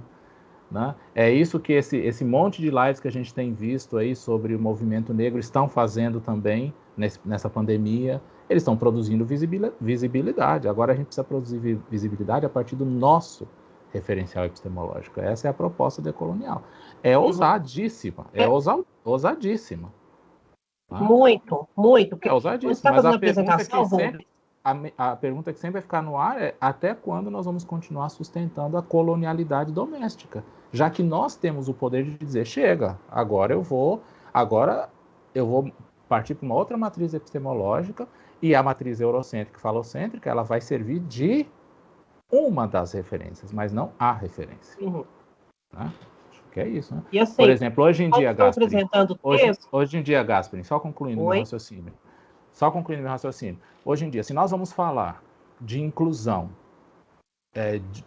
de alunos, inclusão de alunos em situação de deficiência de língua inglesa, eu não tenho que citar mais ninguém no Brasil. Eu tenho que citar o Gasparin em primeiro lugar, eu tenho que citar a Silvia Esther Oru, eu tenho que citar a Mantoan. São esses que eu tenho que citar. Porque são esses que pesquisam a realidade brasileira sobre o tema. Entende? Se eu tiver um aluno que quer pesquisar aluno em situação de deficiência para ser incluído na escola, nas aulas de língua, eu vou mandar eles lerem a sua tese. Eles vão ler o seu trabalho. O problema é que a gente não visibiliza o nosso trabalho. Porque a gente sempre fica com essa sensação de ter que pedir bênção para alguém. E é isso que tem que acabar. Gabriel. Já viram, né? Vocês já viram, né? Fala, Gabriel. A última coisa, só para fechar meu raciocínio aqui, eu estava querendo dizer o seguinte: na hora que você vai fazer a apresentação do texto do Grossfogel, pensando nos 4 epistemicídios aí, eu fiquei pensando quais são os outros epistemicídios que nós ainda não conseguimos perceber. Sim. Então, por isso, eu estou problematizando essa questão, né, dos alunos de deficiência, pessoas que são muito mais faladas do que falantes nesse espaço. Então, assim, eu estou em busca dos outros epistemicídios também. Exatamente. Fala, Gabriel. Eu estou na mesma vibe do Gasparin. Eu não estou para ajudar nem colaborar com nada. Acho que eu estou para atrapalhar mais, porque à medida que a cada 2 minutos que você falava, já surgia um questionamento novo na minha cabeça. Mas essas coisas que deixam a cabeça da gente fervilhando mesmo, porque à medida que a gente vai lendo e estudando sobre isso, parece que a gente se pega num ciclo vicioso. A gente está ainda atrelado a muitas amarras. Alguns de vocês, não precisa terminar o doutorado, por exemplo, estão conseguindo esse tipo de euforia acadêmica. Mas quando a gente, para entrar num programa, inclusive, a gente já é direcionado para um orientador que trabalha com um referencial teórico específico e que exige, de certo modo, que a gente se encaixe naquele tipo de perfil. E a gente vê um processo de endesamento, né? A pessoa quase tem montado aquele teórico na casa dela e nada mais além do que aquele teórico propõe serve. E ainda assim, mesmo aqueles que têm um discurso mais aberto de que não, a gente pode praticar aquilo que o Rubens chama de promiscuidade acadêmica, mesmo estes, ainda assim, têm uma resistência muito grande a conceber outras perspectivas que não sejam aquelas de trabalho. Então, eu me lembro que antes de eu entrar no mestrado, eu perguntava, sabe, como é que a gente entra no mestrado? E a fórmula era sempre a mesma. Inclusive, eu não sei como que eu cheguei no milagre de ter entrado, porque todo mundo me dizia, frequente o grupo do seu orientador, assista as aulas, faça com o aluno especial, entenda do que ele se trata, se aproprie disso e decida fazer com ele. Então é meio que um processo de fazer uma amizade de boa vizinhança, de estar junto, de estar puxando o saco, de fazer outra coisa, e aí você entra. E aí, por sorte ou azar, tanto no mestrado quanto no doutorado, eu tive essa coisa de ser a pessoa desconhecida que chegava chutando a parede, falando, estou entrando. E aí deu certo, eu não sei como ainda, às vezes eu fico perguntando por quê, mas ainda assim, sempre tem aquela insistência, aquela força que tenta te puxar para trabalhar com aquilo, porque é dessa forma, é disso que eu entendo. E às vezes, quando você tenta ter uma postura um pouco mais de transgressão, de falar, não quero fazer isso, a pessoa fica puxando e fala, mas aí eu não sei, é por sua conta e risco. E, claro, sempre é por conta de risco, tanto no mestrado quanto no doutorado, mas o papel do orientador nesse processo, eu acho que é uma coisa que precisa ser modificada bastante para a gente tentar diminuir um pouquinho essas amarras. Porque, tudo bem, eu posso decidir trabalhar com autores latinos, entre outras coisas, para tentar essa prática decolonizadora. No entanto, será que eu vou ter essa abertura no programa de pós-graduação? Eu não tenho Rubens como orientador para me ajudar a quebrar um pouco essa amarra às vezes, né? Então, assim, mais que a gente tente, isso pode ser um processo bastante dificultoso. Então, esse é o primeiro ponto. Diga. Então, Gabriel, hoje de manhã eu falava com Moisés sobre isso, né, Moisés? Que você tem 100% razão. Acabou. A minha tese de doutorado foi uma bosta. Eu odiei minha tese. O Diego e a Mariana, que me escutava o tempo todo, eles sabiam. Porque quando eu estudei sobre globalização, sobre neoliberalismo, eu passei a odiar a minha tese. Passei a odiar. Foi um custo para eu terminar, porque eu não acreditava mais na proposta da tese. E o Diego foi um que falou algumas vezes, negão, larga a mão e faz o que os caras estão pedindo. Aliás, o Diego me falou isso durante toda a minha tese, porque desde a primeira qualificação ele me acompanhou. Ele viu como eu saí revoltado da primeira qualificação e ele falou, relaxa, sossegue e faz o que os caras estão mandando. Infelizmente, nós somos escravizados a essa lógica ainda. No caso aqui, você e Diego ainda estão escravizados a essa lógica e pronto, acabou. Veja só que coisa interessante, né? O Diego vai falar sobre pragmática, atos de fala, né, não, Diego? É o trabalho do Diego. A autoridade no Brasil e agora no mundo sobre o assunto é o orientador dele. Só que eu tenho certeza que ele não pode usar o orientador dele como referência, como ponto zero. Ele vai ter que usar o Austin e o Searle como ponto zero. Não é louco esse negócio? Não é louco esse negócio? Para mim isso é louco, cara. O orientador dele é o cara no Brasil e no mundo para falar do tema. Mas a academia não deixa o Diego. Talvez depois que o Diego for doutor, ele vai poder falar, né? Mas agora ele vai ter que beber lá da fonte, né? Fala aí, Diegão. Então, Gabriel, o que eu tinha falado para sua pergunta é senta na calçada, como diz Diego, e chora enquanto você não tiver o título.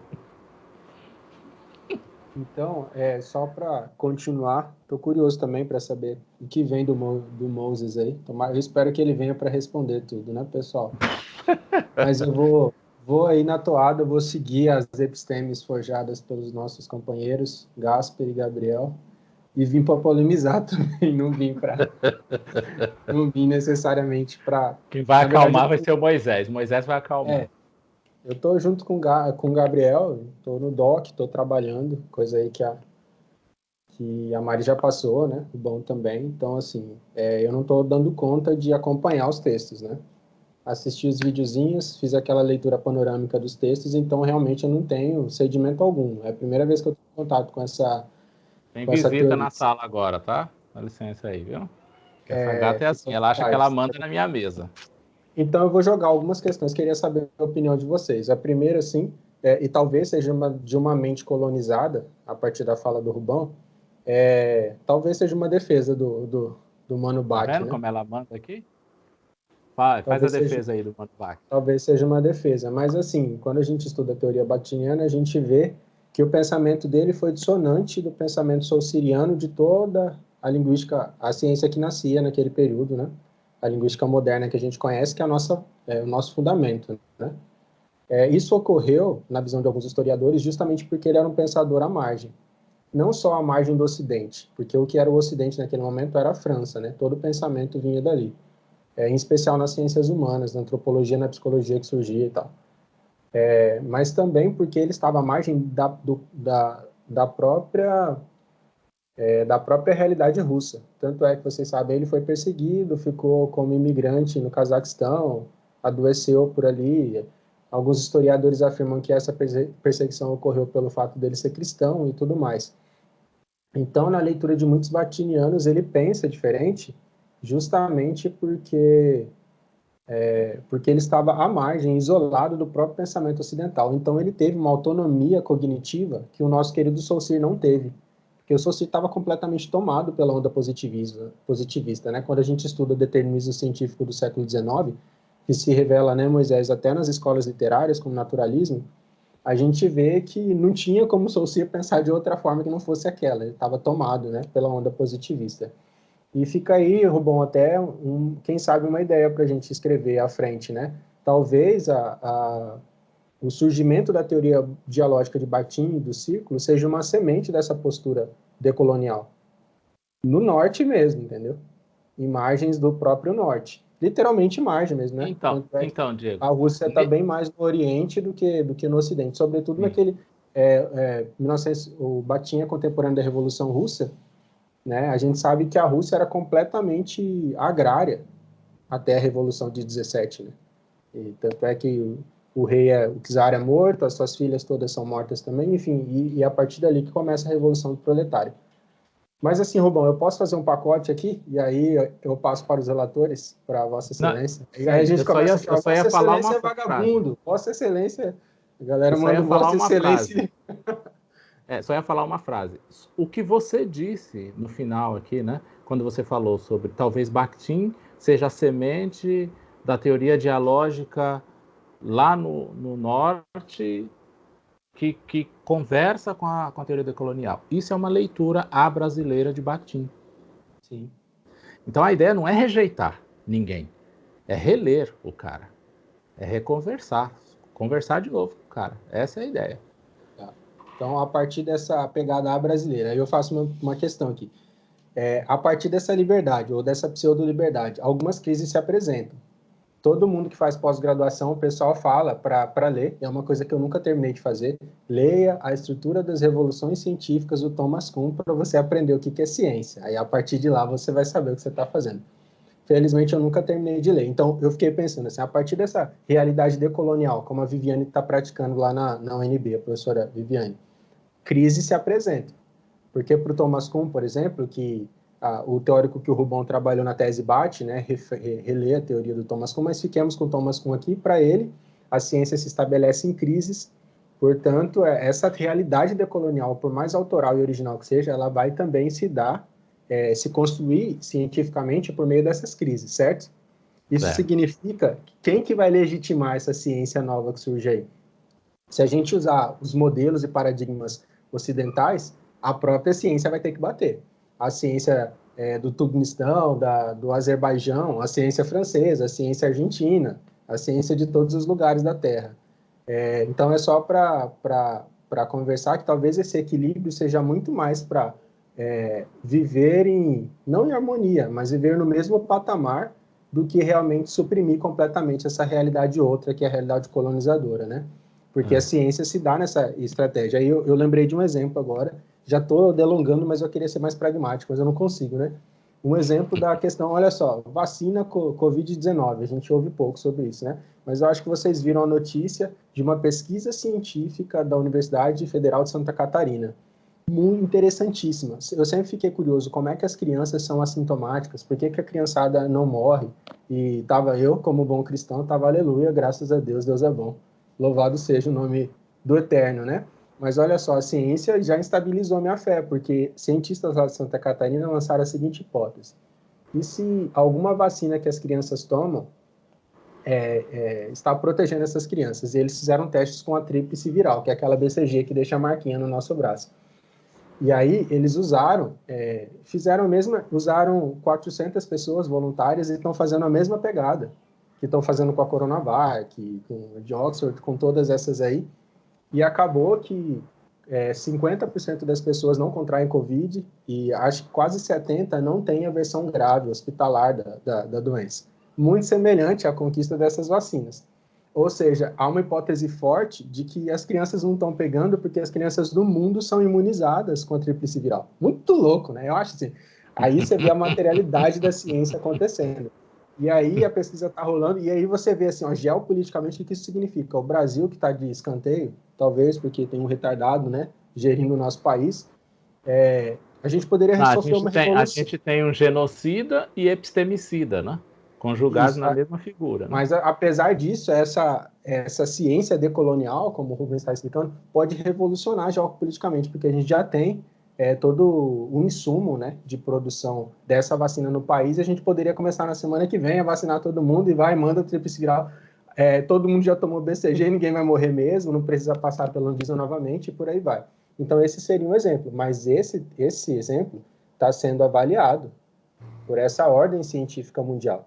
E aí eu continuo só trazendo mais outros 2 pontos, que eu ia falar, o Gabriel, ele leu meu pensamento e disse muito melhor do que eu. Há um modus operandi que a gente tem que se enquadrar para conseguir as coisas, sabe? E graças a Deus aconteceu mesmo comigo também, Gabriel, tanto no mestrado quanto principalmente no doutorado, né? Tanto é que na arguição do doutorado falaram assim: você não enviou nenhum e-mail para o orientador para participar do seletivo? Bobão. Falei, não, eu tive vergonha de enviar, eu só me inscrevi, entendeu? Então, assim, por que tem que ser normatizado dessa forma? Então, isso aponta que essa realidade ela é dura, ela é formatada, né? A gente não encontra mestre e doutor em qualquer boteco por aí, não é isso? Pessoas que pensam cientificamente. Então, é um nicho muito específico e aí a Elke falava bastante disso, né? É difícil a gente romper essas fronteiras, sobretudo quando a gente está subjugado por elas, né? Obviamente. E para terminar, é só uma provocação. Eu acho que a minha prática decolonizadora, ela implica muito mais numa postura epistemológica libertária, autoral, original, enquanto pesquisador, do que necessariamente citar o nosso povo. Eu não sei se eu fiquei claro, se ficou claro o que eu disse aqui, porque talvez esse tom de trazer justiça, isso, e talvez eu fique tranquilo por falar, porque é a voz de um preto marginalizado que está falando, né? Talvez esse tom de trazer justiça não necessariamente produza aquilo que de ciência a gente está pretendendo produzir, entendeu? Talvez tenha coisa melhor por aí. Então me preocupa também esse tom. Aliás, é uma discussão nacional nesse momento, né? Acho que a gente tem que militar, todos nós devemos ser militantes, mas a gente tem que ser militante da maneira correta, se é que a gente pode normatizar a militância aqui, né?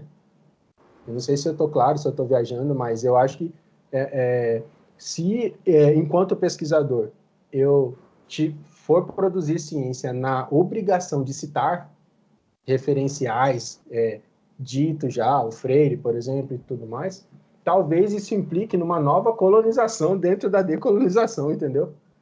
Eu não sei se eu tô... Aí já começou a droga batendo as ideias, né? Na verdade, Diego, a tua lógica faz sentido, né? Eu e Moisés trocamos altos papos hoje de manhã, né? E a gente falava que o Quijano, o Moisés vai falar, né? Acho que vai, né? Meteram o pau no Quijano porque o cara não citava ninguém, né? Só que aí o cara, na hora que o Moisés contou algumas paradas dele lá, eu falei, pô, o cara era o maior plagiador do mundo, né? Porque ele faz referência ao trabalho de todo mundo, mas não cita ninguém, né? Ele assume como sendo dele a ideia, né? Mas a proposta decolonial não é essa. Não é sair aí um festival de citação, né? A proposta decolonial é a gente valorizar o conhecimento produzido no Sul. Aqui. E quando a gente fala de Sul, no nosso caso, a gente está falando de América Latina. Entende? De fato, nós temos gente aqui na América Latina que produz conhecimento. Mas como é que eu faço para eu ser reconhecido? Bom, enquanto você, Gabriel, estão no modus operandi, não tem jeito. Né? Infelizmente, a gente ainda não tem ainda poder político para ajustar isso. Mas quando você sai do modus operandi, é uma questão de postura libertária, como você falou, e de atitude, você assumir qual vai ser o seu lugar agora. Então, Rubens, hoje, estou começando aí nas leituras, mas eu já estou tendendo a começar a prestar mais atenção no que está sendo produzido aqui na América Latina, por exemplo, e na África, por exemplo, em termos de saber, do que ficar preocupado em ler mais uma vez esses caras toda hora para referenciar. Entende? E aí, isso eu acho que esse processo, essa mudança no modus operandi vai ser através de uma constituição de redes. A gente vai formando redes. Eu não vejo citação como citação por citação. Eu vejo numa construção de uma rede. Redes de pesquisadores que trabalham um pensamento voltado para uma realidade geolocalizada. Entende? Eu acho que essa rede ela vai sendo construída aos poucos. Né? Enfim. Bom, eu acho que mas vamos seguir aí. Vai, né? O Gabriel, você queria falar ainda? Eu acho que o Diego já pegou o ganchinho do que eu estava pensando, porque é justamente essa ideia de um processo de decolonização acabar se construindo em um novo processo de colonização. Porque se a gente se aproxima, por exemplo, daquela relação de jogos de poderes, na verdade, não tem risco de acontecer como se fosse um tipo de transferência. Então, por exemplo, neste exato momento, a gente está subjugado a todo um conjunto de epistemes do norte. Ok, beleza. E daí a gente faz emergir com mais potência uma nova episteme do sul, por exemplo. E aí esses dois sistemas entram em choque a partir disso? Ou é uma nova forma de conduzir outros a si mesmo, por exemplo? Eu fiquei pensando no jogo de poder mesmo. Eu penso, Gabriel, que a construção será de uma outra forma de colonização, a colonização do sul. Mas vai chegar um momento que vamos partir para uma terceira. O que não dá é a gente continuar desde o século XVI, partindo ou seguindo os mesmos pressupostos teórico-metodológicos, epistêmicos, ontológicos e metodológicos. Quando a gente está falando de ontologia, não tem sentido eu falar de ontologia a partir de uma referência eurocêntrica. Então, eu entendo como você entendeu. Vai chegar uma hora que a gente vai ter colonizado, vai ser a colonização do Sul, beleza. Mas aí vai aparecer um contramovimento, ou nós mesmos vamos dar início a um contramovimento para reverter isso. Entende? Assim, eu acho, eu vou usar um exemplo grotesco aqui, que eu já fui xingado 3x4, até numa palestra que eu dei por conta disso, entendeu? Eu acho, Gabriel, que é mais ou menos o que acontece quando a militância, ela foge do senso de equilíbrio e ela parte para um outro caminho, de você querer forçar o outro. Eu vou dar um exemplo disso, né, de militância. Nós, como negros, a gente pensa e milita a favor da justiça social para o negro. Mas quando um negro ele começa a hostilizar e a oprimir outro negro que não adere à mesma proposta, percebe? Aí ele já começa a querer colonizar, ele já se torna um colonizador. É o que Paulo Freire falava, né? Do opressor, né? A gente está vendo esse movimento, eu não assisto essa porcaria desse Big Brother, né? Mas a gente percebe esse movimento lá na figura dessa. Eu li uns comentários, li no UOL, né, sobre o comportamento de uma negra curitibana lá no Big Brother, que tem um comportamento. Ela é uma negra jabuticaba, né? Eu chamo de negra jabuticaba, né? Pelo comportamento dela, pela postura dela, né? Então, é um exemplo assim escandaloso dessa colonização. Isso vai acontecer, eu não tenho dúvida disso. Mas até lá a gente já morreu e os nossos orientandos que se virem para fazer uma terceira coisa, né? Deixa eu só falar uma última coisa, olha, eu acho que no caso dos orientandos, do pessoal novo que está aí e tal, enfim, depois a gente vai continuar a conversa, se tiver dúvida a gente conversa, tá bom? Moisés, pergunta agora para ti, você acha que dá tempo, uns 15, 20 minutos, de você compactar a colonialidade, as três, ou você acha legal você gastar o tempo, não? Dá? É rapidinho, então, fiz uma risca página fogo só. aí. Na verdade ela é simples mesmo. Né? É simples, né? Risca fogo Gente, aí. eu vou falar sobre o texto do Quijano, Colonialidade do Poder e Classificação Social. Vocês estão me ouvindo? Perfeito. Perfeito, né? Então, essa questão de utilizar autores eurocêntricos, aqui nesse texto em especial, o Quijano utiliza muito o Marx, né? Então, o texto todo, basicamente, ele faz um diálogo com Marx e ele mostra como que a perspectiva de Marx em relação à ideia de materialismo histórico e de classe social não pode ser aplicado em relação à América, né? É interessantíssimo muito esse texto, ó. Eu aconselho quem não leu, ler, porque o Quijano, por mais que ele seja um cara que não cita, às vezes, os autores que ele leu, ele é um cara que tem umas sacadas muito legais. Então, a primeira coisa que ele começa a falar é sobre a colonialidade do poder, né? Ele mostra que a colonialidade do poder ele é um elemento fundamental desse novo padrão mundial, né, capitalista, que surge na América, né, a partir da colonização.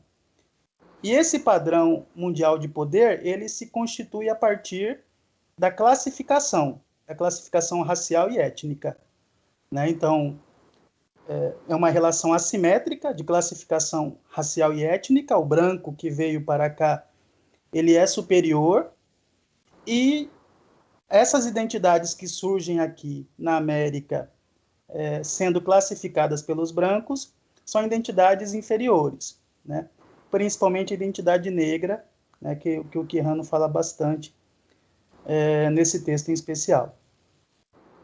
E aí ele diz que esse padrão de poder, como o Rubens também já disse, ele se configura no Atlântico do Norte, né, na Europa.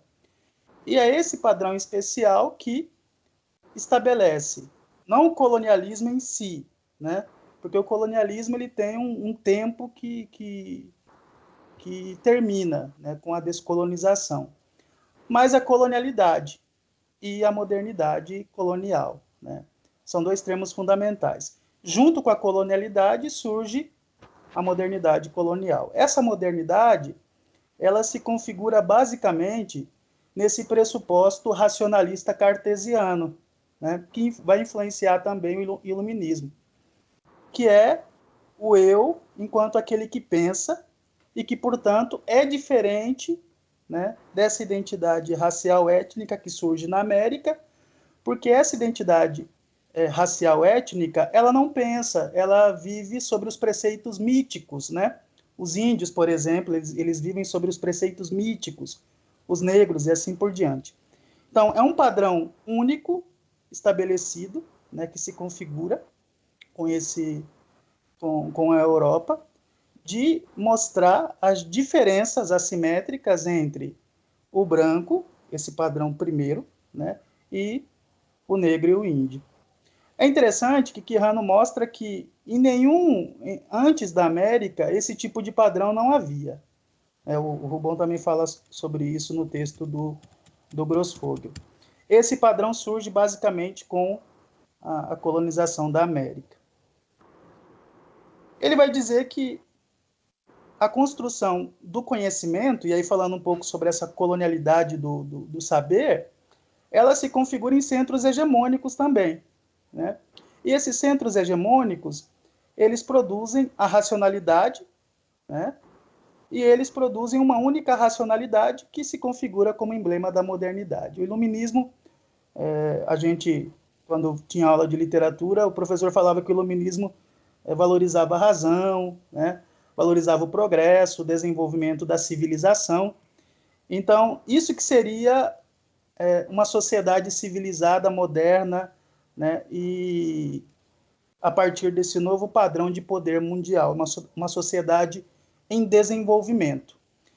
E é interessante a gente imaginar que quando eles chegaram aqui, né, na América, eles perceberam que havia uma diferença entre eles, né? A diferença era civilizatória mesmo. Essa diferença civilizatória de perceber que nessa sociedade se vivia na natureza, em detrimento daquela sociedade já desenvolvida, entre aspas, num valor urbano, de desenvolvimento tecnológico, científico, marcou também esse tipo de relação, que é uma relação do saber, né? Agora, o que é interessante a gente pensar é que nessas relações assimétricas de diferenças não existe um padrão de poder, se a gente for pensar de forma decolonial, não existe um padrão de poder que determina como deve ser a sociedade, né? Então, a gente pode pegar o caso dos indígenas, por exemplo. Os indígenas, eles têm saberes importantíssimos em relação, por exemplo, à questão do meio ambiente, né? E hoje, quando se fala do meio ambiente, se fala da preservação, se fala de uma economia verde, se fala de sustentabilidade. Quer dizer, o desenvolvimento aí não é você colocar prédio na Amazônia e destruir tudo, né?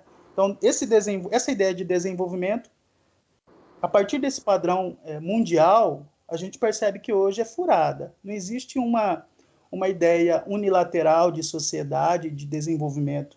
Ou seja, quer dizer que o Brasil e esses países da América, eles não iam caminhar para uma civilização à maneira da civilização europeia. Que era isso, basicamente, o que os escritores também discutiam na literatura. Zé de Alencar, os autores nacionalistas e regionalistas do Brasil do século XIX. E aí é interessante que, em determinado momento do século XIX, para Quijano, pensando em Marx, sai de cena a totalidade do poder capitalista e entra no lugar os Estados-nações e as relações entre Estados. E aí se configura o Brasil, por exemplo, né? Se configura os países daqui da América Latina.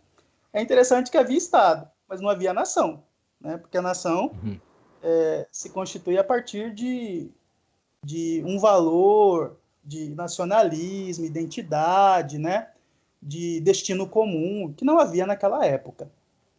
Então, o Estado-nação, ele entra em cena no lugar dessa totalidade do poder capitalista. Mas aí, para Quijano, nessas relações novas do Estado-nação que surge também no século XIX,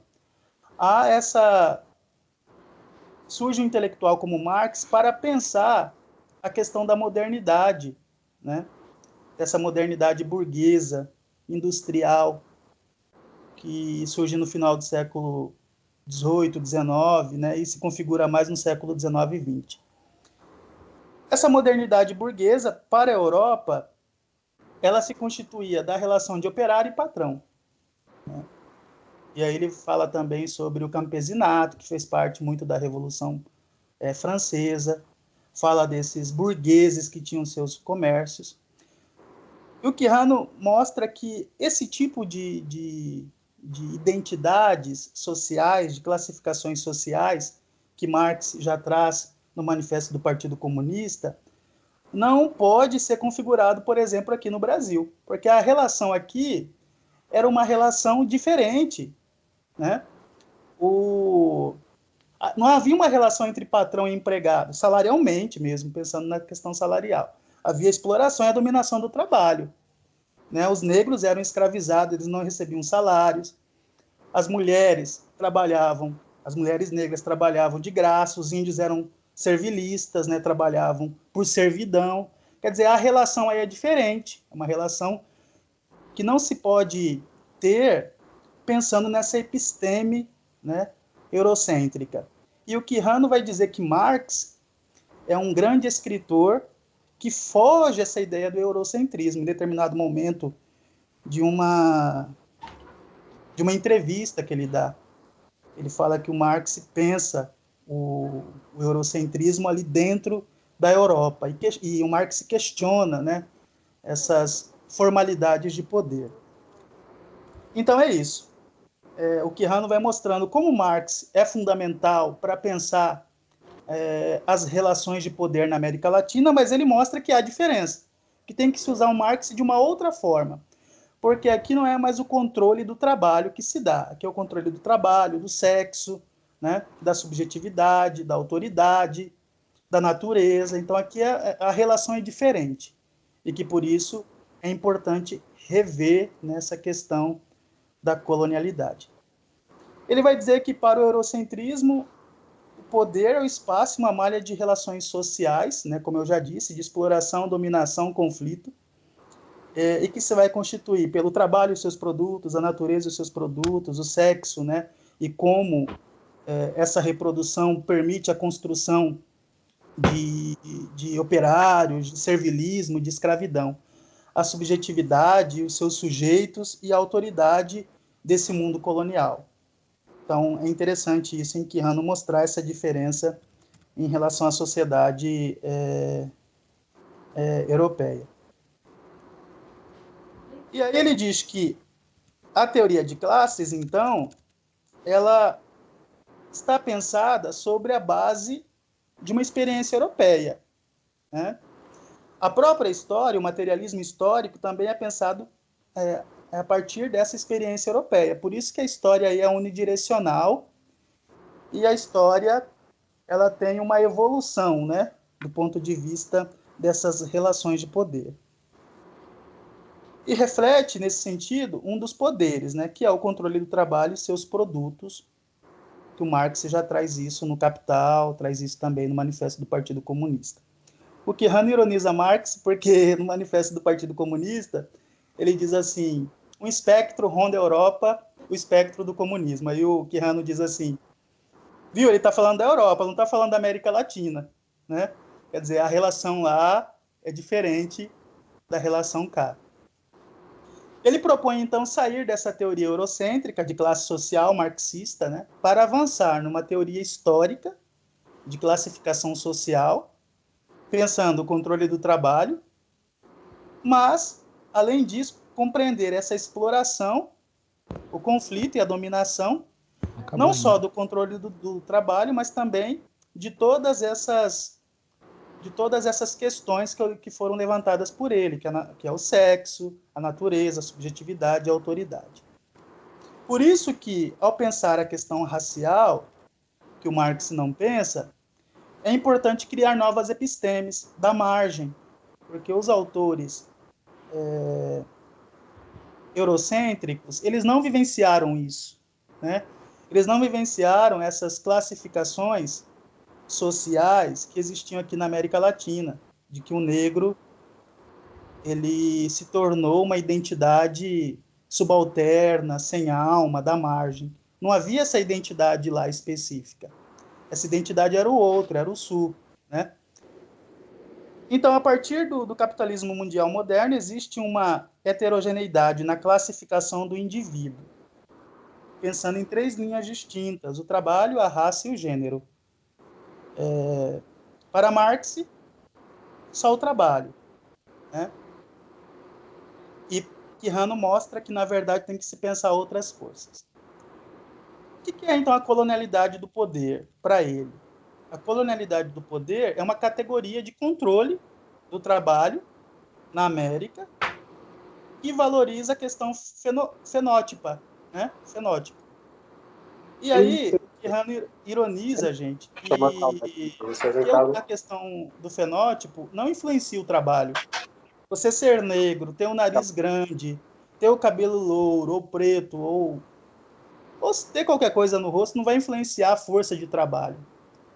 Mas, para a colonialidade do poder, era importante demarcar e mostrar que esse sujeito diferente, né, ele era inferior em relação a quem colonizava.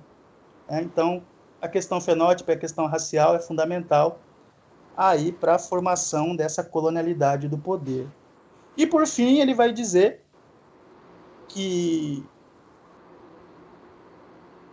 pensando nessas 3 categorias, do trabalho, da raça e do gênero, é importante a gente pensar não numa teoria de classe, como pensou Marx, né, mas numa teoria de classificação social, né, e, a partir disso, reverberar e questionar aquilo que foi vivenciado nas Américas, né, especialmente a partir da colonização até o momento em que o Wallenstein fala desse sistema mundo colonial moderno, que é em 1650, né, e o surgimento da modernidade colonial.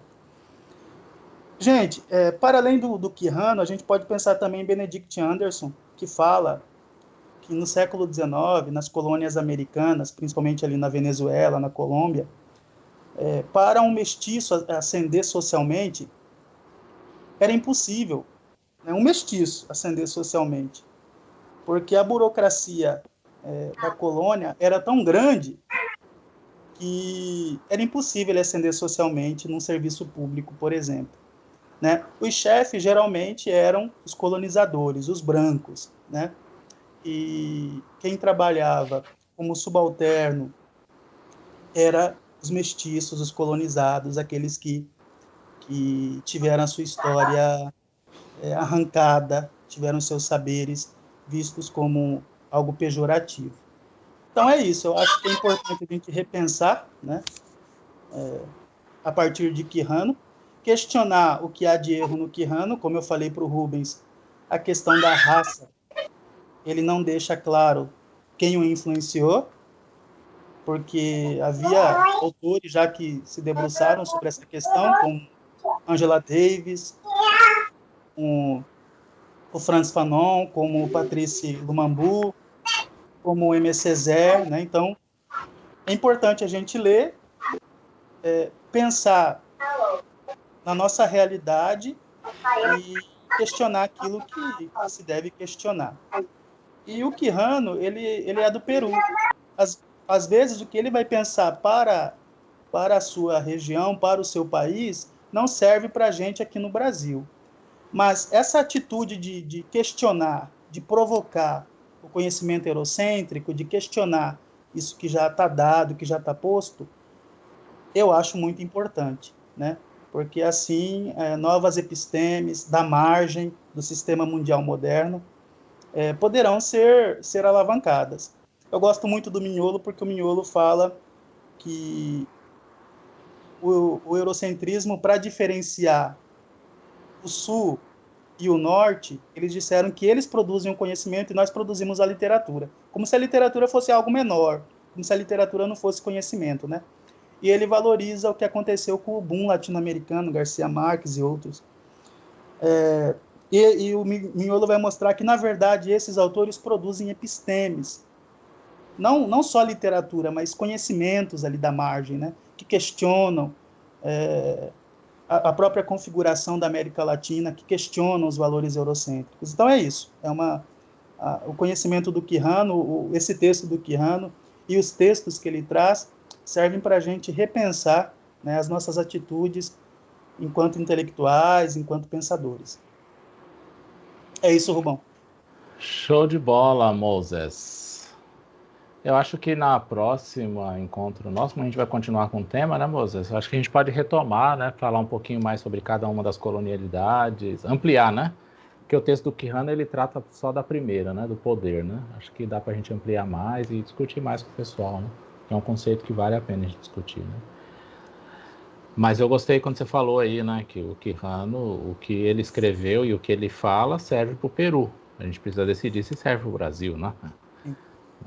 Porque essa é a ideia, né? Não é que a gente vai formar agora um eixo sul e pronto, vai criar um bloco e acabou, né? Não é essa a ideia, né? Tá bom. O pessoal que tá tudo com a câmera desligada, que eu não sei quem é, porque tem um monte de gugugu aqui, de Ju, Gugu, que eu não sei quem é ninguém, meu. Porque aparece só código. Aí, se forem os meus alunos, eu sei que o Vitor está aqui, eu queria que vocês abrissem a câmera para vocês se apresentarem para o pessoal do grupo, que eles não conhecem vocês, né? Abre aí, dá um oi, se apresenta aí, que a gente já está indo para os finalmente. A Laura é um Gu. Vamos ver, tem mais Gu aqui, né? Olha lá, o Anderson. Então, Saiu da cama, Anderson, estava lá no que... lugar confortável. Não, só me arrumei mesmo, ainda tô na cama. Então, é pra se apresentar? Fala aí, meu filho, o que achou do primeiro bate-papo? O negócio, a pegada vai ser um pouco teórica pelos primeiros encontros, tá? Apareceu outro Gu ali, ó. Eu gostei bastante. Porque às vezes a gente tá tão imerso nessa cultura acadêmica, né, eurocentrista, que é bom a gente acaba não parando para olhar de fora, assim, é interessante essa perspectiva. Se apresenta aí, galera. O Anderson já falou aí, Isabel tá aqui, Vitor, Laura. Sem som, Vitor. Abre o som, Vitor. Tava falando aqui. Boa noite a todos. Meu nome é Vitor. Eu achei muito interessante a temática de hoje sobre a questão decolonial, ainda mais voltando para o lado da literatura. A gente teve contato agora no semestre passado com literatura africana e a gente trabalhou também em literatura latino-americana alguns conceitos que acredito que fazem uma relação com essa perspectiva decolonial, mais no âmbito literário mesmo, que é a questão de transculturação narrativa e alguns outros conceitos que eu não lembro agora. Show de bola. Fala aí, Isabel.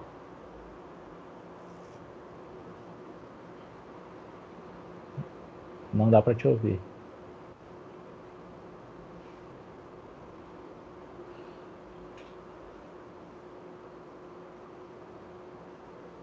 Não. Oi. Alguém tá me ouvindo? Tô. Quem é, Laura? Isso, a Laura. Pode falar, Laura. Então, eu gostei bastante também. Eu comecei a ler um dos textos e eu curti, mas eu acho que vai ficar agora mais fácil dar continuidade na leitura depois dessa conversa.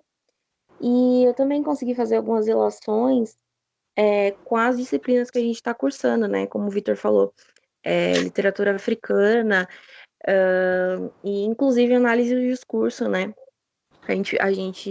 Nesse começo agora, a gente estuda bastante esses cânones, Foucault e etc. A gente consegue perceber que dão bastante importância, é óbvio, são bem importantes, mas é bom a gente ter contato com essas diferentes perspectivas, né? Então, eu gostei bastante da conversa, do encontro.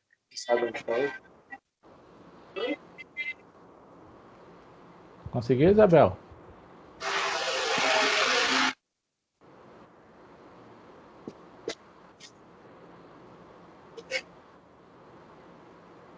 O microfone da Isabel não tá rolando.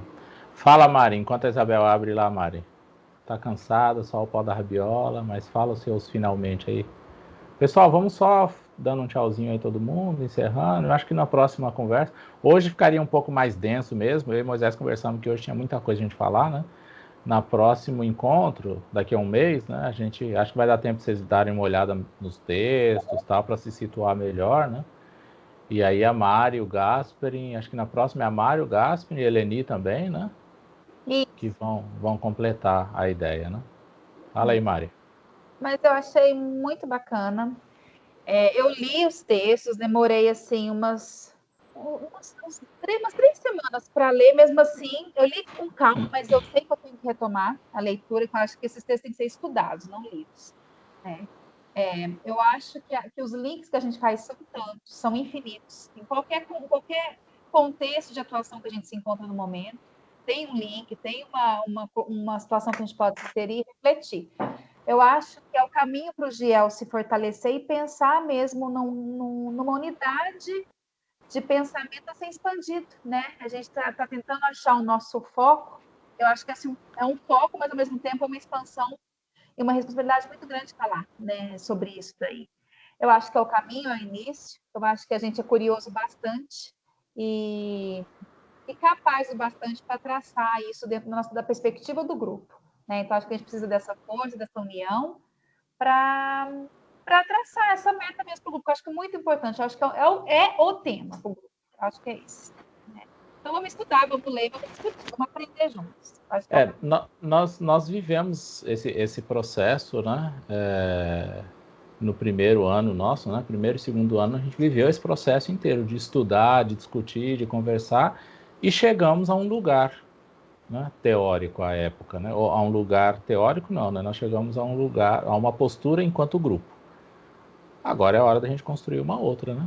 Não é uma coisa que a gente vai construir numa reunião ou duas, né? A gente tem o ano inteiro pela programação nossa, né? Eleni, queria falar alguma coisa? Ou alguém colocou que não consegue abrir a câmera, só o microfone, mas pode falar, gente. É um outro Gu, não sei quem é o outro Gu.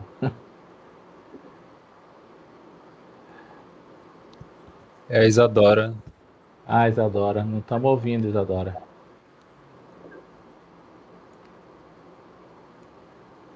Tá. Eleni, você queria falar alguma coisa? Não, bem, só agradecer mesmo e também fala da importância, né, de se discutir esse olhar, essa nova perspectiva. Então, tenho certeza que vou, né, aprender muito. Nós vamos conjugar conceitos, né?